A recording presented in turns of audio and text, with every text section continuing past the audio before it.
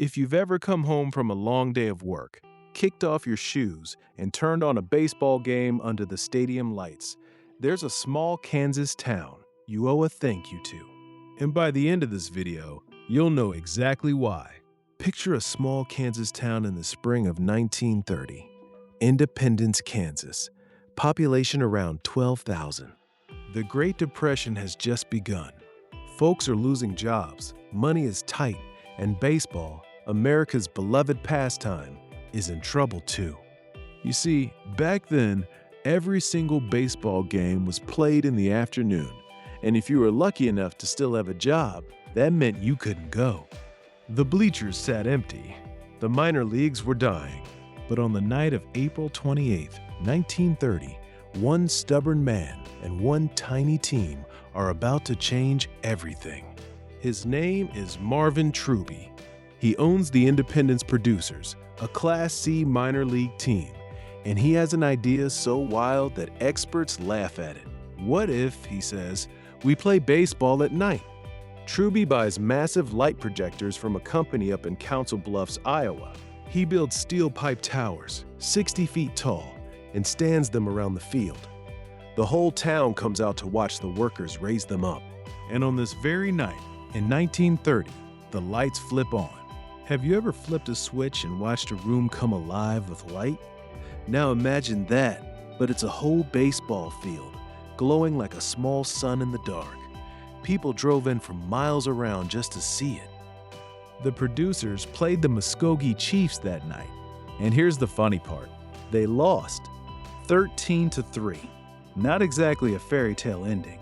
But Truby didn't care. He was watching something far bigger than a single game. He was watching the future. By the end of that summer, 38 other minor league teams had installed lights of their own. By 1934, 65 teams. 5 years later, even the major leagues were playing under the stars. Suddenly, regular working people, the ones who clocked in at sunrise and clocked out at dusk, could finally come watch their team play. Fathers brought their kids, husbands brought their wives. The bleachers filled back up. One small town, one stubborn man, one night in April, and baseball was saved.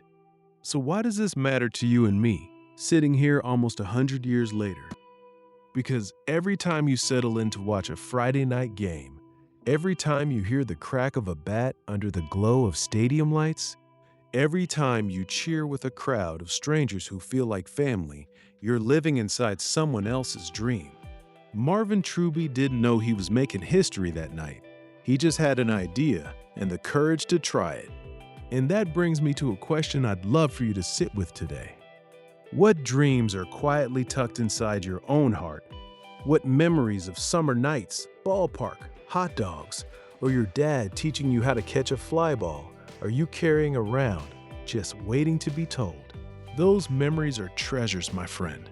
They're the kind of stories your grandchildren will hold close one day, the way we still hold tight to the story of a little Kansas town that flipped on the lights. So write them down, tell them out loud, pass them along, because the world will always remember the famous names, but your family will only ever remember yours.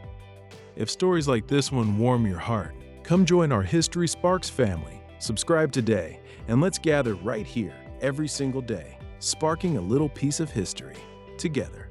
Hit that bell so you never miss a story, and tell me down in the comments, what's the first baseball memory that comes to your mind right now?